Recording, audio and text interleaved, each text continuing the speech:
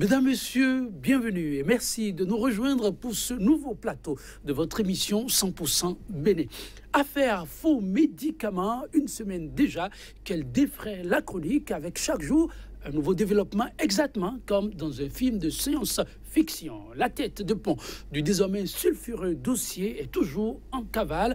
Mais les enquêtes préliminaires, elles, se poursuivent avec à la clé une série de perquisitions d'un magasin à un autre passé au scanner. La police serait parvenue à ce jour à opérer une saisie de près de 95 tonnes de supposés faux médicaments minutieusement disposés dans des entrepôts appartenant au sieur Atao Renro, l'élu du peuple de la 15e circonscription électorale, toujours activement recherché. Mais depuis son exil, l'homme serait parvenu à donner de la voix.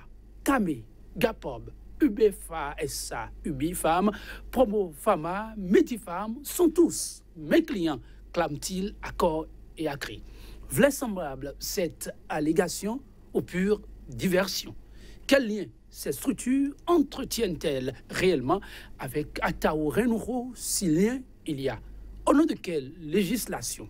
100% Bénin, mesdames, messieurs, le numéro du jour voudrait donner la parole à l'un des responsables des différentes structures nommément citées pour les clarifications qui s'imposent. Et au-delà, apprécier le chemin parcouru dans la lutte contre les faux médicaments depuis le fameux appel de Cotonou et les perspectives en vue. Thème au menu, dossier faux médicaments au Bénin, une bataille perdue d'avance avant l'instant débat pour les éléments d'appréciation, la une des journaux.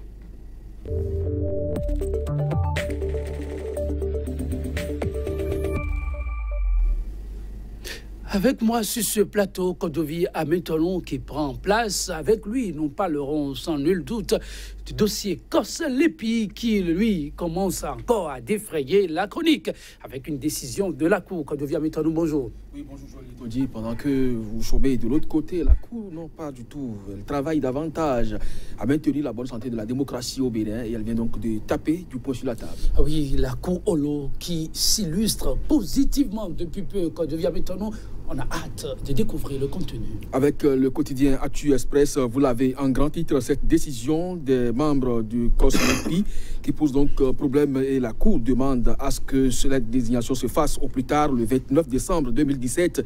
Selon donc le journal de Médéric François Gongo, la Cour plombe tout espoir de fraude électorale, conclut donc ce journal. Et puis prétendue satisfaction de la délégation du FMI suite à sa mission au Bénin de grossiers mensonges sur fond de manipulation odieuse, écrit donc le journal. La dépêche, tergiversation dans la désignation des membres du COS-Lépi. Eh bien, la Cour donne un ultimatum de 7 jours aux députés. Le journal La Nouvelle Tribune, décision DCC 17-262. La Cour ordonne l'installation du COS-Lépi au plus tard le 29 décembre, et puis gestion du port autonome de Cotonou, la désignation du port d'Anvé comme délégataire du port autonome consommé. Le journal L'Afrique en marche, 16 décembre 2016, 16 décembre 2017, le PAG a 1 an. Ce jour-là, du moins, ce talon a séduit ce jour-là, mais la montagne a accouché après d'une toute petite souris, conclut donc le journal L'Afrique en marche. Et puis quotidien Matin libre, perte d'emploi en cascade dans le public et le privé. Où va le Bénin sous Patrice Talon? S'interroge le journal. Et puis décision 17-262 du 12 décembre 2017. La Cour somme de désigner et d'installer le COS-Lépi. Média pour finir, exécution d'un vaste projet de construction de stations-service au Bénin. Le plan secret de Talon contre l'essence paillon et puis violation de la loi sur le COS-Lépi. La Cour appelle le Parlement à l'ordre. Oumbedia jusqu'au 21 décembre pour s'exécuter et puis visite de la directrice du FMI à Cotonou, voire au-delà du langage diplomatique, trêve d'artifice, Joël Itoji. Merci, Kodovi. Maintenant, oui, la Cour qui tape du poing sur la table les élus du peuple sommés de se prononcer, de réagir. Tant que Dieu y a mis nous, on ne peut pas laisser le sujet passer sous silence. Qu'est-ce que cela vous inspire vous-même personnellement? Je ne sais pas si c'est réagir à temps, parce que le temps est déjà largement passé. Il est prévu qu'au plus grand tard, le 1er juillet de chaque année, l'on puisse mettre en place un nouveau bureau du COS-LEPI, puisque ici, il s'agit d'apurer une liste déjà disponible. Donc, si jusqu'à ce mois de décembre, nous sommes le 14 et cela n'a pas été fait, je ne crois pas que ce soit dans le temps. Mais visiblement, quand vous lisez les motivations du président de l'Assemblée nationale qui parle d'un bouleversement de la configuration de l'Assemblée nationale à un moment donné, plus précisément au mois de juillet, ou qui n'a pas pu donc lui permettre de désigner les membres du COS-LEPI. Et pourtant, déjà en juillet, peut être plus précis, le 24, pour une loi qui est votée en juin déjà, le 24 juillet, on met en place les 9 députés qui devraient siéger au niveau du RAVIP. Vous notez vraisemblablement qu'il y a une volonté manifeste de ne pas pouvoir donc respecter le code électoral qui prévoit donc la mise en place des membres du Conseil d'orientation et de supervision de la liste électorale permanente informatisée. On a vu déjà la décision, la Cour prendre un certain nombre de décisions qui jusqu'à présent sont presque toutes restées lettres mortes. Qu'entrevoyez-vous comme issue par rapport à cette nouvelle décision de la Cour? On attend de voir, puisque les décisions dont vous faites allusion, c'est beaucoup plus relative à la non-application ou à l'exécution d'un certain nombre de dispositions par l'exécutif. Mais cette fois, nous sommes en face du Parlement qui doit pouvoir opérer donc cette désignation. On attend de voir si véritablement, à ce niveau-là, on peut également violer les décisions de la Cour. Et à partir de cet instant, on reprendra la logique qui faisait croire dans les années de la gouvernance laïque que lorsqu'il y a pays de l'autre côté, il y a pan de l'autre côté. Merci à vous, quand je viens maintenant, mesdames, messieurs, vous l'avez compris, ce sera tout pour cette rubrique. On se retrouve demain. Ça va être aussi la suite, sans doute, logique des événements développés ce matin, mais l'actualité reste toujours riche au Bénin. Et les journaux nous informent au quotidien. Et nous faisons l'obligation de vous faire la restitution qui s'impose. Merci pour l'attention. À demain donc pour une autre page de revue des titres.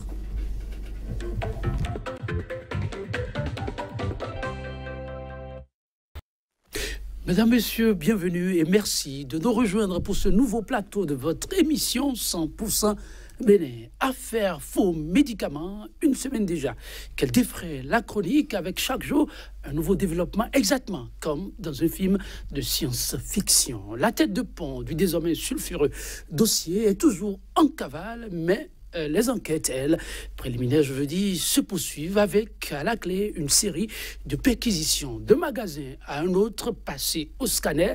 La police serait parvenue à ce jour à opérer une saisie de près de 95 tonnes de supposés faux médicaments minutieusement disposés dans des entrepôts appartenant au SUR. Une seule personne, Atao Renro, l'élu du peuple de la 15e circonscription électorale, toujours activement recherché.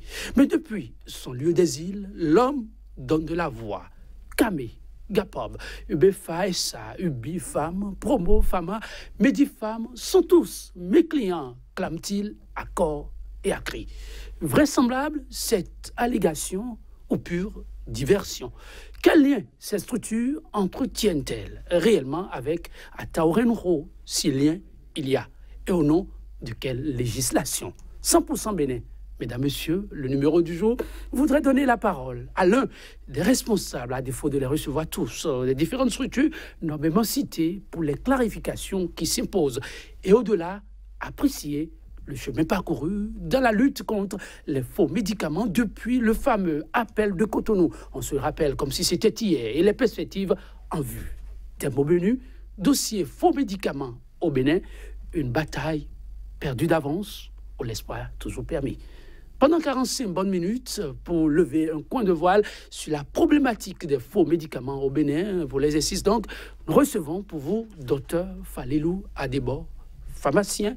Il est le directeur général du GAPOB, groupement d'achat des pharmaciens d'officine du Bénin. Dr Falilou Adebo, bonjour. Bonjour. Merci pour la disponibilité. Je suis toujours là pour prêt dès qu'il y a la possibilité d'apporter une clarification dans le combat contre les faux médicaments. Et c'est toujours un plaisir de savoir qu'on peut franchement vous avoir en dépit des programmes toujours chargés à votre niveau. Vous savez, aujourd'hui, ça reste une émission exceptionnelle. 100% Bénin, c'est souvent une émission de décryptage, bien en contradiction, de regards croisés. Aujourd'hui, ce sera une co-animation. Je serai avec Claire Stéphane Sacramento, qui n'est en fait plus à présenter. Claire Stéphane Sacramento, bonjour. Bonjour, Joël Yetonji, c'est un plaisir de co-animer avec vous. Le plaisir, vous savez, est énorme. Avec nous, c'est ce matin, Dr Falilou Adebo. Et bonjour, Dr Falilou Adebo, c'est un plaisir d'être sur le plateau avec vous. Bonjour, Madame Claire.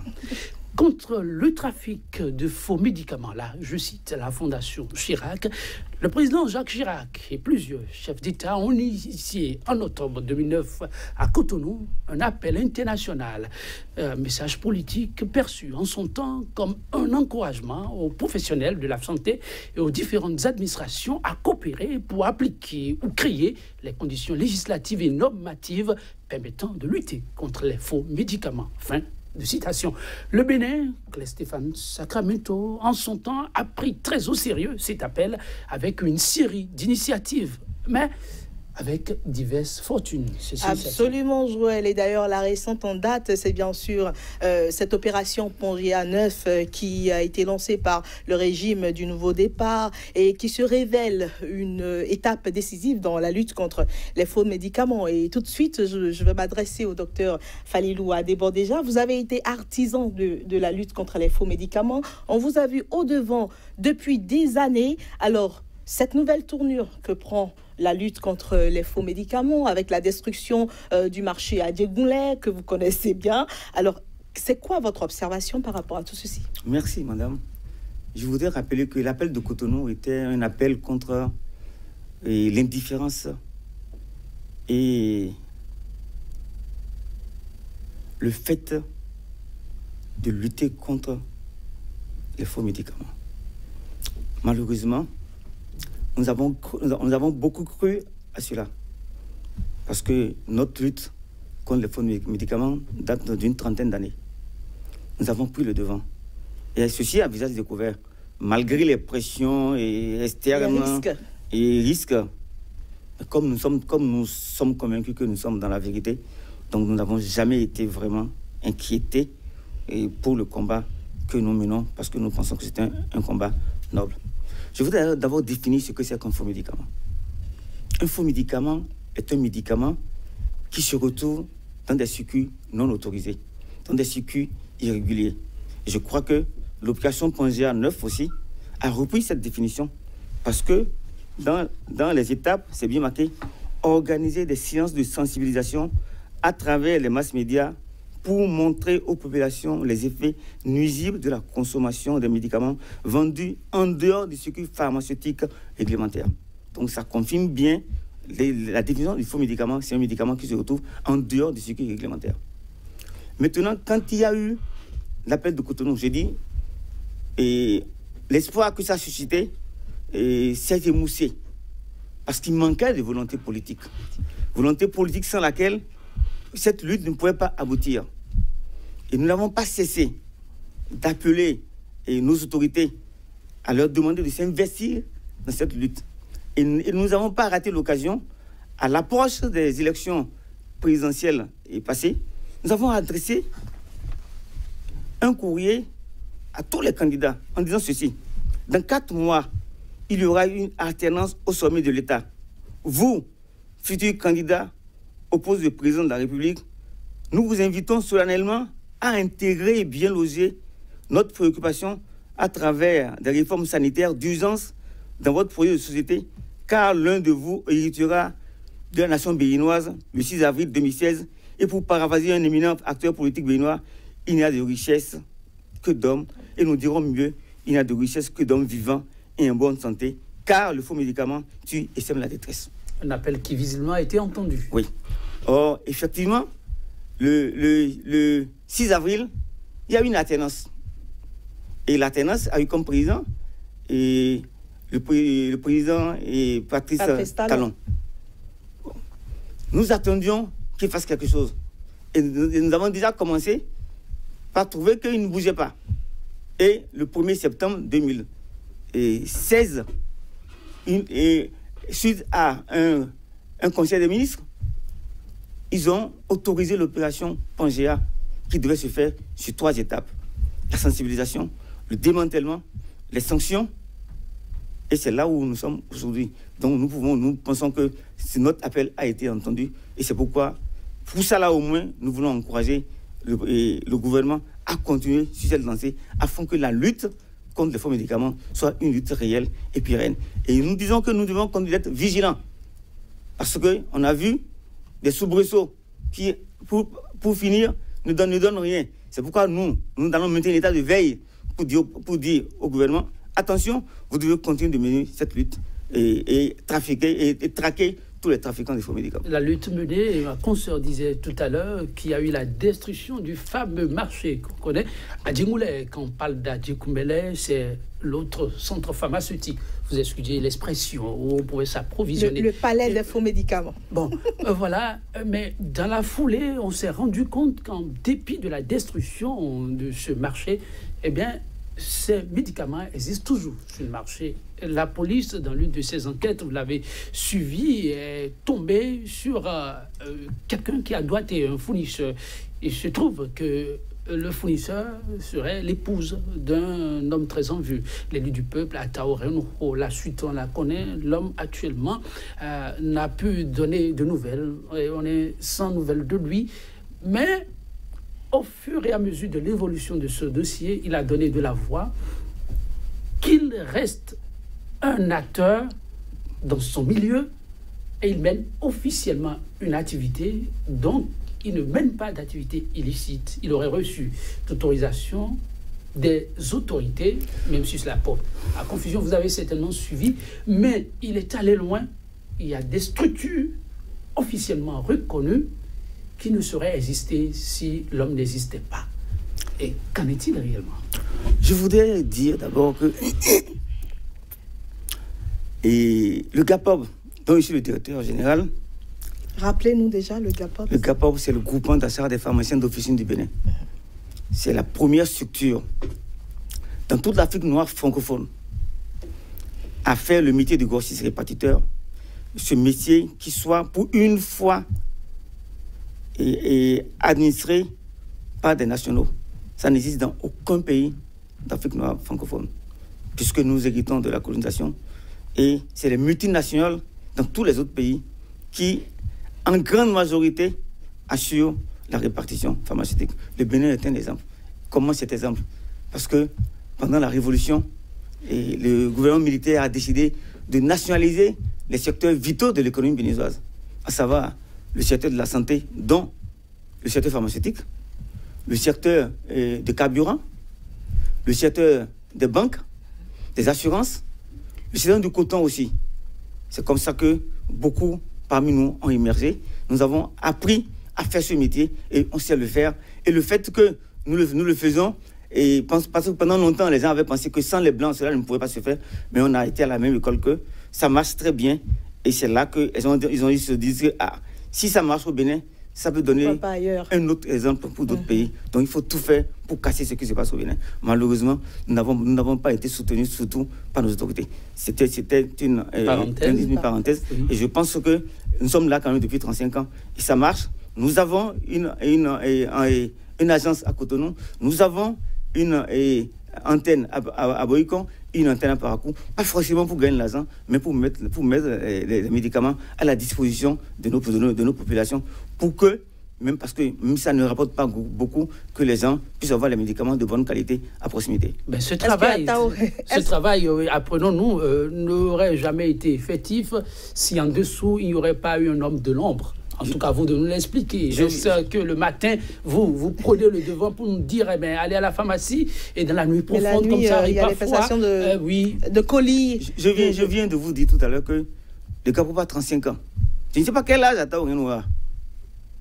Alors, je crois qu'au moment où on a démarré, et si il a 40 ans aujourd'hui, parce qu'il a été présenté au candidat à l'élection présidentielle. Mais en cours de route, peut-être le GAPOB a fait sa connaissance. Je vais vous expliquer. Aucun médicament ne peut être commercialisé au Bénin s'il ne reçoit pas au départ une autorisation de mise sur le marché. Autorisation qui est donnée par une commission d'experts composée de 2 professeurs d'université, 2 grands médecins, d'un représentant de l'ordre des pharmaciens, un représentant de l'ordre des médecins, et aujourd'hui un représentant de l'ordre des chirurgiens et dentistes, un représentant ou le directeur de la protection sanitaire et des directeurs des hôpitaux et d'autres experts. Donc c'est une commission d'experts qualifiés qui donne cette autorisation.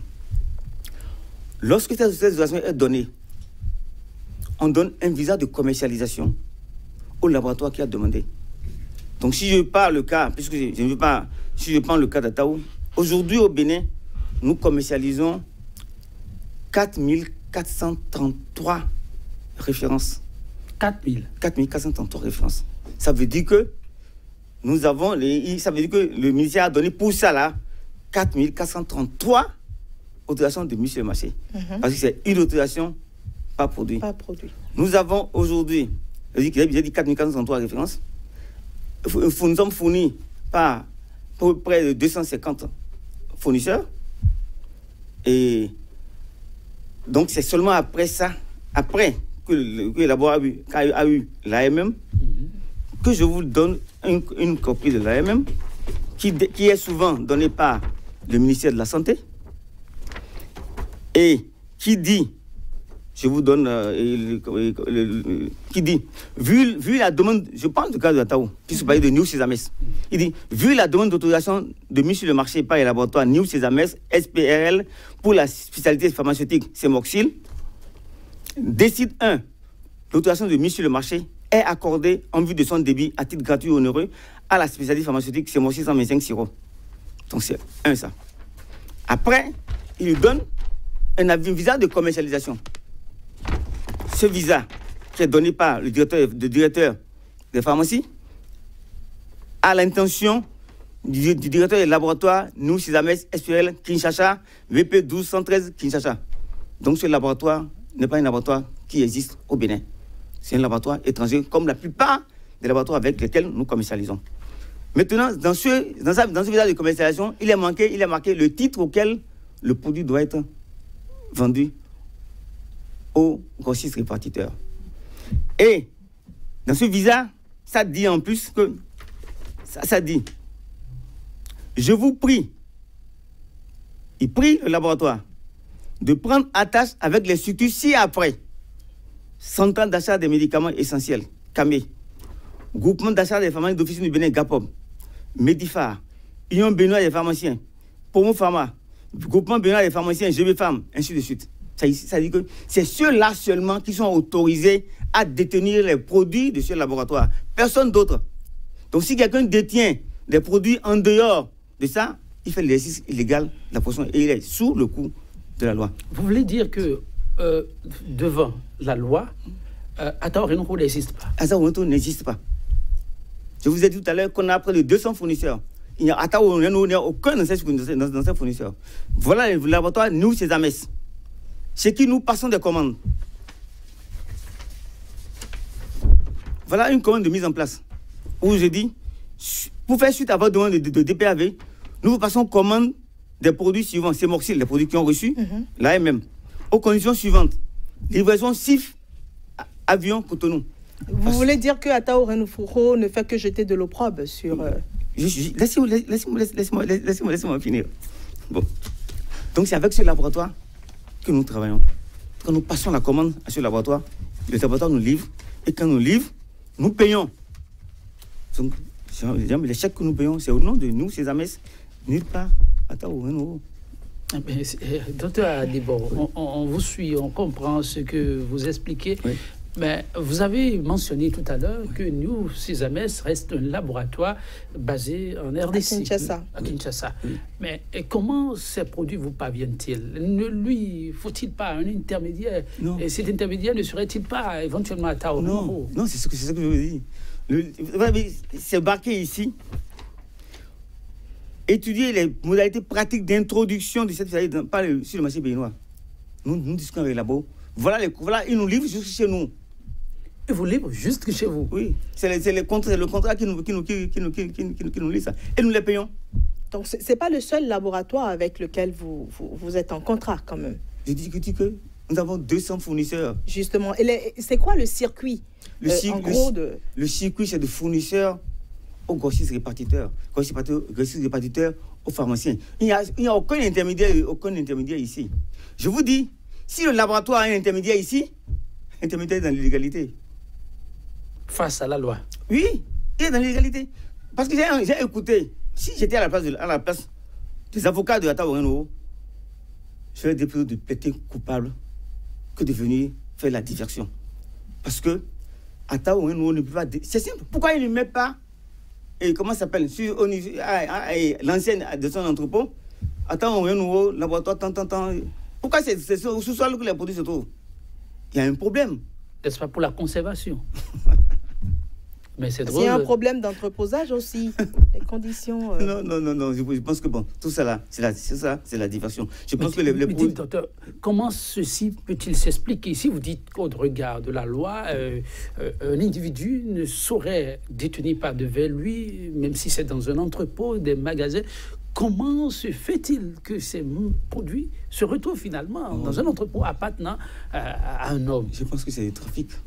Ça, c'est du trafic. C'est pourquoi nous parlons de faux médicaments. C'est du trafic. Je vous dis tout à l'heure que tout produit qui se retrouve en dehors du circuit régulé est un faux médicament. Alors, je veux... Oui. Docteur Adebo, moi, j'aimerais bien comprendre, parce que ce ne sont pas de petites quantités de ces produits-là que ces personnes... Qui pratiquent quand même la vente frauduleuse des produits pharmaceutiques, eh bien, font entrer leur cargaison dans le pays. Ce n'est pas en petite quantité. Comment est-ce que cela peut s'expliquer? C'est pourquoi nous disons qu'il faut sécuriser les portes d'entrée, qu'il faut sécuriser... Parce que qu'est-ce qui se passe? Si ces produits rentrent, les produits ne sont pas arrivés par hasard. Ça passait par le port, c'est passé par la... Ceux-là sont interpellés. Il faut interpeller les gens du port pour dire comment les produits rentrent. Parce que si aucun produit, normalement, ne peut rentrer si le produit n'a pas reçu un bon d'enlèvement. Un bon d'enlèvement qui est signé par la DPMED. La DPMED, c'est-à-dire? C'est la direction des pharmacies et des médicaments et des exploitations diagnostiques. C'est le directeur des pharmacies, le directeur de régulation. C'est lui qui autorise les produits à rentrer. Quand je commande un produit maintenant, quand je vais, comment ça s'appelle, quand mon conteneur arrive, je fais un bon d'enlèvement dans lequel je mets tous les produits qu'il y a dans le conteneur. Et au vu de ça, il me fait un bon d'enlèvement que j'en donne à la douane. C'est au vu de ça qu'ils font la mise en consignation, la mise en consommation. Et s'il y a des produits qui ne sont pas là-dessus, l'autorisation est bloquée. Donc il y a des circuits. Si ces circuits sont bien suivis, il n'y a pas de problème, on doit trouver. Mais maintenant, on est au Bénin, avec toutes les dérives qu'il y a. Bon, ça ne vous choque pas? Un peu de mots. Je vais vous dire quelque chose. Ah oui, avant le mot. Gapob n'est donc pas client de Ata Ouren-Novo. Du tout. Je vous ai dit. On n'a rien à voir avec Ata Ouren-Novo. Vous voulez compléter? Oui, je vous ai dit. Tout à l'heure, on a dit que pendant le président Ponzea, 95 tonnes, ou 104 tonnes. Et que je suis un seul individu entre vous. 95 tonnes. Mais il y a un problème. Est-ce que vous voulez dire, est-ce qu'on peut comprendre par là qu'il y a vice de procédure dans cette méthode de lutte contre les faux médicaments? Parce qu'on ne peut pas laisser la source pour aller régler le problème à partir des cheveux, c'est pas... C'est pourquoi... Moi, je pense que je ne suis pas venu faire de la politique. Je suis venu faire de l'information et défendre la profession. Et parler de la profession. C'est pourquoi nous disons aujourd'hui qu'il faut féliciter le gouvernement. Parce que je suis sûr que les gouvernements d'avant qui étaient là voyaient comme s'ils ne voyaient pas.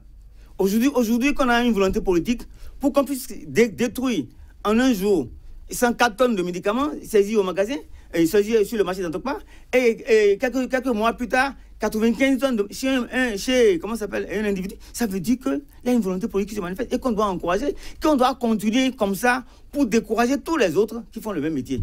Mais une autorisation, est-ce qu'elle ne reste pas légale dans tout secteur d'activité? Lorsqu'on dit avoir détenu une autorisation, ça a valeur d'authenticité, n'est-ce pas? Oui. On a entendu les avocats dire que leurs clients d'autorisation dans ce qui se fait aujourd'hui. Je crois qu'ils sont en train de faire l'amalgame entre Ataou Renoueux et la société chez Ames. Expliquez-vous. C'est quoi le lien? Puisqu'ils disent que Ataou Renoueux est délégué de médical de... Comment ça s'appelle? De Niveau chez Ames. Ouais. Mais est-ce que le délégué médical, c'est le laboratoire? Est-ce que le délégué médical a le droit d'importer? Non. Le délégué médical, c'est quoi son rôle? Il fait l'information médicale et je... Non, expliquez. Les téléspectateurs veulent comprendre. Oui, parce que c'est assez confus, tellement là. technique, oui. Le délégué médical, c'est celui qui recrute un labo pour qu'il parle de son produit auprès du corps médical, auprès des médecins, auprès des pharmaciens, auprès des grossistes hépatites, pour dire que j'ai un tel produit qui a telle activité pharmacologique. J'ai aujourd'hui un antibiotique qui est moins cher que d'autres, qui font tel. Et c'est au vu de ça que les médecins prescrivent. Donc, ils jouent un rôle de marketiste. Tous les laboratoires ont des délégués médicaux qui font l'information médicale pour leurs produits. Donc, c'est ça. C'est pour ça que ces délégués ont des produits chez eux. D'ailleurs, il y a dit quelque chose. Le délégué médical ne peut détenir que des extensions. C'est-à-dire des produits qui ne sont pas destinés à la vente. À la vente. Et c'est des modèles particuliers. Et même ces produits, pour entrer, doivent avoir une autorisation de la DPMED. Donc, notre secteur est tellement réglementé. C'est pourquoi nous, on se bat pour le respect des tests. C'est tellement réglementé qu'on ne peut pas faire n'importe quoi. Il y a la loi. Si on la respecte, on ne sera pas là où on est aujourd'hui. Parce que s'il a pu détenir autant de produits chez lui, ça veut dire qu'il y a un circuit qui n'est pas un circuit régulier. Donc un circuit de faux médicaments. Justement, et c'est ça qui m'amène à insister sur ma question, à savoir, dans le port de Cotonou, et si on agissait déjà à l'arrivée des conteneurs là-bas, parce que depuis qu'on a détruit le marché à Djegoulé, si on avait accentué les contrôles, la supervision au niveau des produits qui entrent, des conteneurs qui entrent dans le pays, est-ce que vous ne pensez pas que cela aurait mieux porté jusque-là? Parce que là, on laisse les produits entrer dans le pays et on commence à aller d'individu à individu pour... C'est ça Je pense que ces conteneurs qui ont échappé, parce qu'aucun conteneur ne doit entrer s'il n'est pas été contrôlé. Maintenant, vous savez ce qui se passe. Il y a des contrebandes, il y a des gens qui sont corrompus, c'est ça, qui laissent passer ce qu'on ne doit pas laisser passer. Parlant du conteneur, mais on a entendu également les avocats dire que le client a des conteneurs qui doivent arriver bientôt et qui seraient réceptionnés ou qui doivent être réceptionnés par un certain nombre de structures, dont celles-là qui ont été... Ils ont dit. Vous l'avez entendu? J'ai entendu. Ou peut-être que ces contrats sont officieux et que ce n'est pas sur papier. Non, aucun contrat officieux. Il faut bien comprendre ce qu'ils ont dit. Hein. Parce qu'il fait l'amalgame. Mais la vérité, c'est autre. La vérité, c'est quoi? J'ai écouté ce qu'il a dit. Oui. Il a dit qu'ils ont 2 conteneurs au port. Tout à fait. Qui vont entrer, qui sont destinés à la CAME. Oui. Que la CAME a fait les démarches pour que, comment ça s'appelle, la douane puisse laisser passer. Les conteneurs au port destinés à la CAME ne vont pas chez Ataou. Ça va directement à la CAME. Donc ce ne sont pas des conteneurs d'Ataou? Non. Mais Ataou a été l'intermédiaire. Moi, je ne sais pas. Ce que je vous dis, les conteneurs, que ce soit intermédiaire ou pas intermédiaire, les conteneurs vont à la CAME. Ça va chercher qui est lui le destinataire. Ataou n'est pas destinataire. C'est-à-dire, vous maintenez qu'au plus grand jamais, au regard de la législation en vigueur, Ataou Renouveau ne saurait avoir de médicaments. Absolument. Absolument. C'est-à-dire, quelles que soient les conditions, les conteneurs quittent le laboratoire pour aboutir chez le destinataire, qui est celui qui a passé la commande. Ataou n'a pas passé la commande. Enfin, moi, en tout cas, je n'ai jamais passé une commande chez Ataou Renouveau. J'ai tout passé les commandes chez nous, Sizamé, depuis des années. Mais je ne connais pas Ataou Renouveau pour dire que... Non, je connais. Je vous dis, vous savez, le prix du médicament est unique sur tout l'étendue du territoire. Ça veut dire que quoi? Les médicaments que tu achètes à 100 francs, tu le vends au même prix aux pharmaciens, aussi bien à Porto-Novo qu'à Natitingo. Donc il y a des frais d'approche, des frais de transport. Si les frais de transport sont élevés, vous allez finir par avoir un produit plus, comment ça s'appelle, plus cher qu'au prix où même vous le vendez. C'est-à-dire, vous avez un produit au prix de revient plus élevé au prix où vous le vendez. Parce que le prix auquel on le vend, le prix là ne varie pas. Quel que soit le mode de transport, que ce soit par avion ou par bateau, vous devez le vendre au même prix. Donc, si il arrive que les frais d'approche soient élevés et que vous avez un prix de revient au-delà du prix de cession, vous vendez à perte. Donc, ce qui fait que vous devez contrôler les frais et les frais de transport. C'est si bien qu'il faut bien voir quelle quantité tu veux commander pour que tu puisses te retrouver en minorant tes frais de transport par rapport à la valeur marchandise. Faire venir par avion ou faire venir par bateau, c'est toi qui vois. Mais en principe, le décret qui fixe les prix, ça parle des produits qui viennent de la France. C'est-à-dire que vous faites en sorte comme si les produits partent de la France pour venir ici. Donc en fait, si le produit vient d'un pays où le transport est plus cher, c'est votre problème. Donc vous négociez avec le laboratoire pour dire, ok, moi je suis prêt à acheter des produits, mais à condition que tu me les livres moi-même, parce que je ne veux pas supporter des frais trop chers de transport, c'est tout. Mais attends, on n'a rien à voir dedans. Docteur Adebo, alors cette année par exemple, Interpol a arrêté entre février et juin 420 tonnes, d'accord, de faux médicaments entre la Côte d'Ivoire et le Bénin qui malheureusement sont la plaque tournante de ce commerce-là. Vous voulez dire que ces 420 tonnes vont où? Et que c'est seulement chez les vendeurs des coins de rue là que ces médicaments vont? 420 tonnes. Non, moi ce qui est sûr, on dit 420 tonnes de faux médicaments. Il faut ajouter les 95 tonnes de Atao. Dans le lot? En plus, puisqu'on n'a pas essayé cela. Mais le problème qui se pose, c'est que nos frontières et les gens que nous avons à ces frontières ne jouent pas leur rôle. Sinon, quand on peut penser qu'il y a autant de marchandises qui rentrent sur nos pays, alors que nous sommes des pays pauvres, alors que nous sommes des pays où nous devons tout faire pour avoir une bonne santé, pour qu'on puisse assurer le développement de notre pays. Donc, c'est tout. Mais ce n'est pas chez nous que ça vient, les 420. Parce qu'entre moi, je vous dis, le combat que je mène depuis des années, ce n'est pas moi qui vais me prêter, et comment ça s'appelle, au trafic de faux médicaments. Parlant de médicaments, quel est le profil idéal pour pouvoir se retrouver dans un circuit comme celui-là? Parce qu'on a entendu beaucoup de choses. Oui. Certains ont dit qu'un individu, peu importe son parcours, peut se retrouver sur ces circuits. On a entendu d'autres dire qu'il faut être délégué médical, ce que vous avez réfuté tout à l'heure dans un autre développement. D'autres ont dit qu'il faut être pharmacien avéré. C'est quoi, au fait, le profil idéal? Tout est dans les tests qui régissent notre secteur. Et pour nos téléspectateurs? Il faut être pharmacien, avoir un diplôme de pharmacien, être inscrit à l'ordre. Inscrit aussi à l'ordre. Si tu n'es pas inscrit à l'ordre, tu ne peux pas exercer le métier. Si tu n'es pas inscrit à l'ordre, tu fais de la vente illicite aussi. Tout pharmacien qui n'est pas inscrit à l'ordre fait de la vente illicite, qui est puni par la loi. Juste ce critère fait de vous quelqu'un qui est dans du commerce illicite. Oui. Ouais. C'est ça. Parce que vous savez, c'est un métier. Vous suivez les critères. C'est un métier. Il faut être pharmacien et être inscrit à l'ordre, être de nationalité béninoise ou d'un pays qui a des accords de réciprocité dans ce secteur avec le Bénin. Être de bonne moralité et jouir de toutes ses sens physiques, intellectuels. Sinon, quelqu'un qui n'est pas, même si tu as un diplôme de pharmacien, si tu as des troubles, tu ne peux pas exercer. Donc c'est pour dire, il y a tellement de critères. Maintenant, donc c'est seulement ceux-là qui peuvent détenir les médicaments et qui peuvent importer et détenir chez eux pour la vente aux pharmaciens ou au public. Personne d'autre ne peut le faire. Vous savez, le délégué médical, comme je vous l'ai dit, il est là pour faire l'information médicale. Donc il ne peut pas détenir des produits chez lui. Il n'est pas qualifié pour ça. Si là c'est lui, c'est irrégulier. Si là c'est lui, c'est du faux. Si là c'est lui, il est en contre, comment ça s'appelle? Il doit être puni par la loi. Il peut y avoir des fuites. Des fuites comment? Des fuites de produits. C'est-à-dire? Parce que c'est des gens qui sont en rapport, en contact avec ces produits. Ça veut dire, donc ça veut dire que c'est des produits volés. Celui qui vole doit subir le coup de la loi. Il n'y a aucun problème pour ça.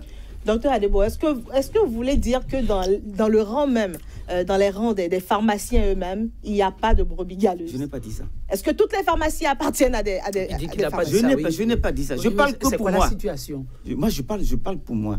Je n'ai pas dit que dans les rangs, il n'y en a pas. La preuve, mon combat a été contre certains pharmaciens. J'ai beaucoup écrit pour dire notre secteur est un secteur particulier. Et nous avons une mission que le législateur nous a confiée, une mission qu'il faut remplir avec honneur et indépendance.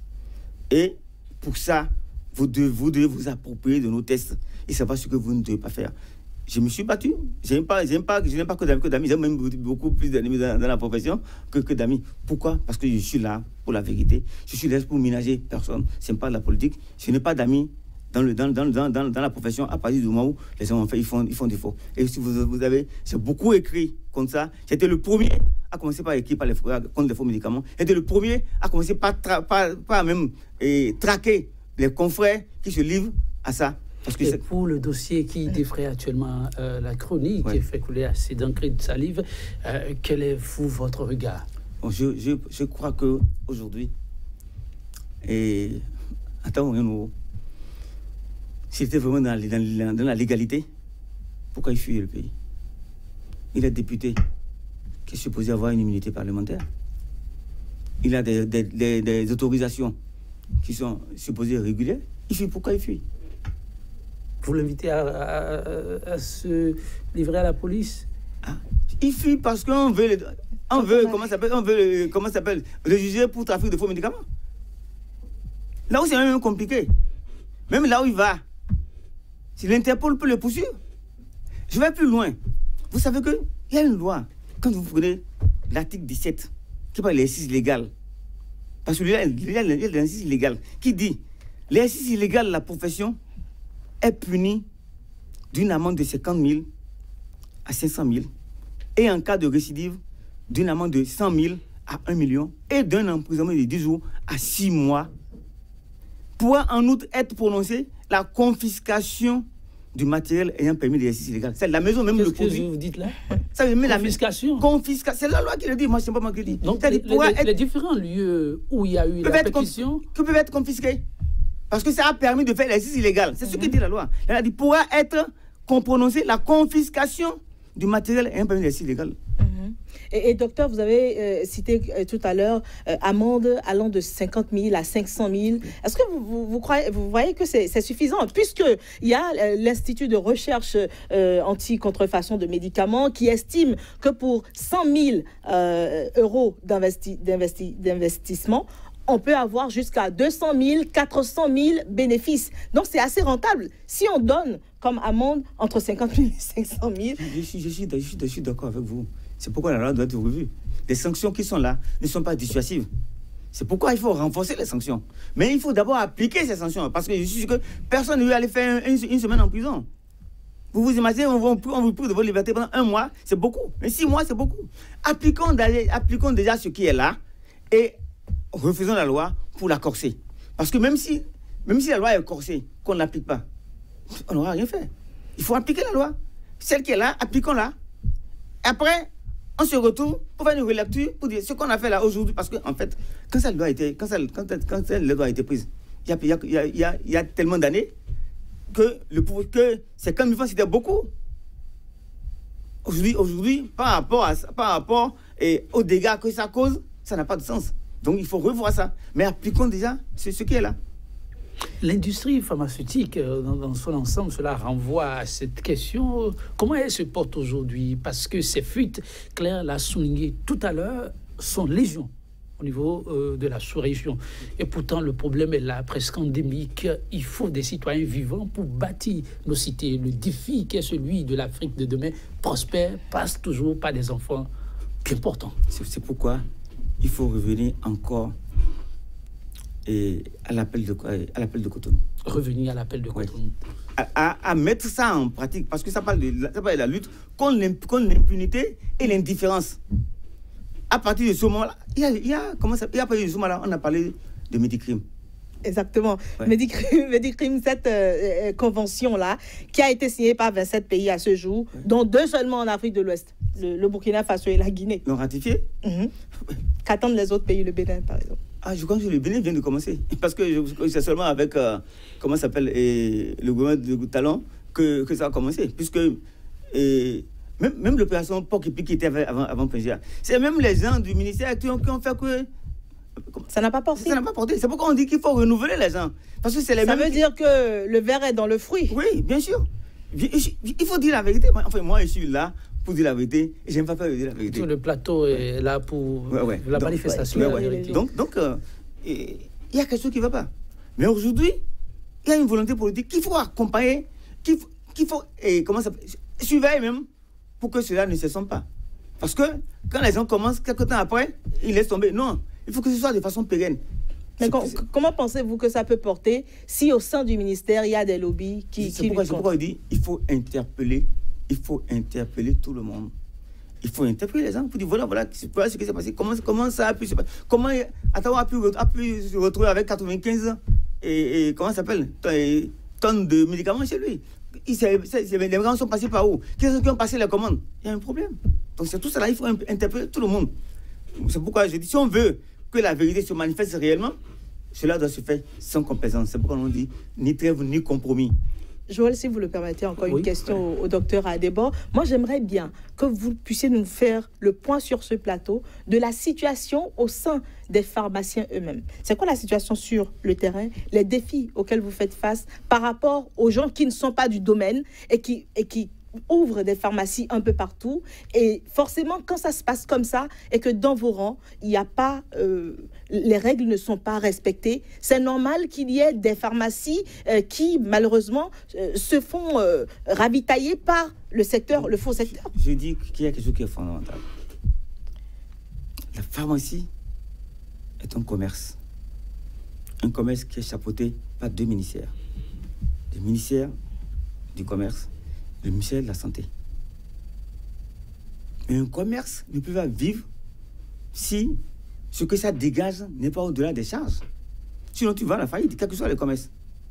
Donc, c'est pour ça qu'il faut bien réfléchir pour savoir là où on doit mettre les pharmacies. Parce qu'on ne crée pas une pharmacie pour qu'elle ferme. Et vous voyez, aujourd'hui, en France, il y a une pharmacie qui ferme tous les 2 jours. Je ne vous apprends rien. Allez sur le net, cliquez « Pharmacie en faillite en France ».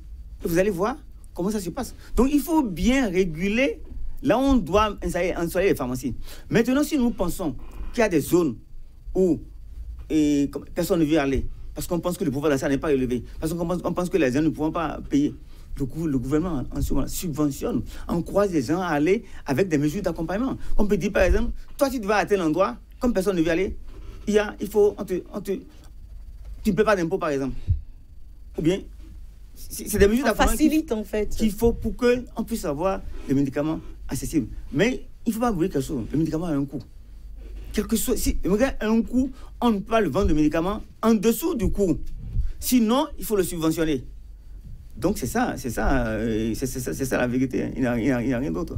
Aujourd'hui, dans la lutte qui est en cours, s'il y a des leviers qu'il faut prendre encore plus en main pour qu'elles puissent porter tel vous le souhaitez, il faut appliquer les tests. Parce qu'aujourd'hui, vous savez que tout le monde sait. Toute la bataille qu'il y a eu entre un ordre, 2 ordres, tout ça là. C'est quoi? C'est parce que le ministre qui était là ne voulait pas que les tests soient appliqués. Il voulait qu'on lui donne un pouvoir discrétionnaire pour faire ce qu'elle veut. Je ne veux pas aller plus loin, parce qu'on aurait pu demander aux gens comment effectivement des sociétés ont pu avoir des autorisations d'importation de matériels médicaux pour en fin de compte se revendiquer qu'ils peuvent importer des médicaments. Il y a quelque chose qu'on doit faire même attention, même au niveau du ministère du Commerce. Quand les gens ont fait les registres du commerce, ils mettent ce qu'ils veulent dedans. Mm-hmm. Sans autorisation, sans surveillance. Vous allez voir sur le registre du commerce, importation de médicaments, importation et société immobilière, vente de véhicules. Oui. Mais cela ne lui permet pas de vendre des médicaments. Il faut avoir une autorisation du ministère. Donc, qu'on ne vienne pas nous brandir des statuts où on a marqué on fait médicaments, alors qu'on n'est pas autorisé à le faire. Donc, même désormais, lorsqu'on doit voir dans la nation des statuts, des communiqués, des nouvelles sociétés qui vont dire qu'ils importent des médicaments alors qu'ils n'ont pas reçu l'autorisation. On doit les poursuivre. C'est ça qui entraîne toute la confusion. Donc les autorités doivent être plus vigilantes. Si on veut que ce combat que nous menons aboutisse réellement, on doit être vigilant et sans complaisance à tous les niveaux. Qui que ce soit, ni les amis des autorités aussi. Et au-delà des autorités, c'est vrai, la tête et ensuite le reste des membres du corps, ça suit. Mais est-ce que vous avez l'impression qu'aujourd'hui, au Bénin, les populations comprennent la lutte qui est menée? pour elle. C'est pourquoi on n'a pas eu sensibilisation. Elle doit se poursuivre? Absolument, c'est continu. Vous pensez qu'elle se fait assez, la sensibilisation? Ça ne se fait pas assez. Puisque vous... Attends. Pour parler, il faut de l'argent, il faut ceci, cela. Qui va le faire? Les autres vivent de cotisation. Mais qui veut la fin veut les moyens. Hein? Oui, d'accord. Mais on se dit... parce que nous sommes tous concernés. Je vais vous dire quelque chose. Quand il y a eu la dévaluation en 1994, c'est pas sans fausse modestie. Si moi, je n'avais pas été là, on n'aurait pas eu les prix auxquels on a les médicaments là. Puisqu'il était pratiquement le seul qui n'était pas multinational, qui m'opposait à ce que les prix augmentent. Parce qu'ils disent, comme les prix, quand il y a la dévaluation, il faut multiplier par 2. Il dit, mais non, on ne peut pas multiplier par 2. On doit revoir nos paramètres.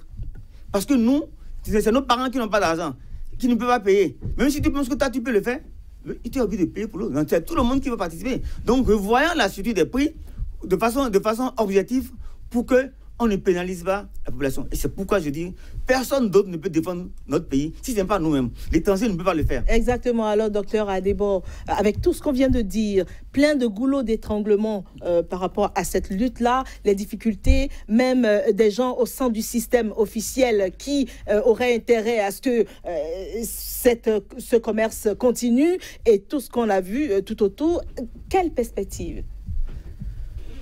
Je pense que il faut que les tests qui existent du secteur soient respectés et qu'on met en place des techniciens et non des politiciens. Parce qu'il y a des postes politiques. Le poste de ministre est un poste politique. Et le poste de directeur de pharmacie n'est pas un poste, c'est un poste technique. Il faut mettre les techniciens. Les gens qui ont le courage de dire voilà ce qu'on doit faire. Qui peut dire au ministre ce que tu demandes là, on ne peut pas le faire pour telle raison. Mais il perdrait un fauteuil ou... C'est pourquoi je dis qu'il faut des gens qui ont un comportement adéquat. Ça dépend de l'éducation que chacun a reçue. Hein. Nous avons un métier. Notre métier n'est pas un métier politique. Donc nous avons un salaire qui fait que nous vivons de ce que nous avons appris. Donc le politique, c'est un plus. Donc même si tu parles là, tu vas continuer de vivre. Ce que vous pouvez considérer comme votre appel depuis ce plateau, vous voulez l'adresser à qui? Directement dans votre caméra? Je veux demander à la population de continuer à faire confiance aux pharmaciens et de savoir que si un pharmacien est en faute, ce pharmacien sera puni. Si un pharmacien leur livre des faux médicaments, ils peuvent se retourner contre ce pharmacien. Parce qu'on sait là où il est. On sait là où il est. Par contre, si vous allez au marché acheter des faux médicaments, s'il y a un problème, vous ne pouvez vous retourner contre personne. Et je veux demander à nos confrères, les pharmaciens aussi, d'être plus sérieux. L'argent ne doit pas nous motiver, comme dirait quelqu'un. Il dit l'argent devient notre maître. Nous dit toutes nos extravagances, toutes nos faiblesses, tous nos abus, à cause de l'argent qu'il nous faut à tout prix. Nous nous mettons en danger de n'avoir plus de culture authentique, plus de liberté, plus de respect pour rien. Non, il faut que nous sachions que l'argent, on va le gagner autrement. Mais notre métier, c'est une profession, c'est une mission qu'on nous a confiée. Et cette mission-là, ça dit c'est la santé de la population avant l'intérêt du pharmacien. Merci, maître docteur Falilou Adebo, Claire Stéphane Sacramento. Merci aussi pour la présence. Ça a été vraiment, j'imagine, du côté des téléspectateurs, aussi un plateau d'échange, mais aussi d'édification sur assez de zones d'ombre autour de ce dossier qui, pendant longtemps, va retenir l'attention. Mesdames, Messieurs, 100% béné, vous l'avez compris, c'est la fin. Nous allons vous fausser compagnie. Mais sur cette citation du poète et dramaturge espagnol Pedro Caledón de la Bassa, je cite, « Comme le soleil, un moment éclipsé, finit toujours par percer de ses rayons les voiles jaloux qui s'étaient amassés devant lui pour l'obscurcir. La vérité, elle triomphe toujours, quoi qu'en soient les épreuves. » Mesdames, Messieurs, tout est question de temps.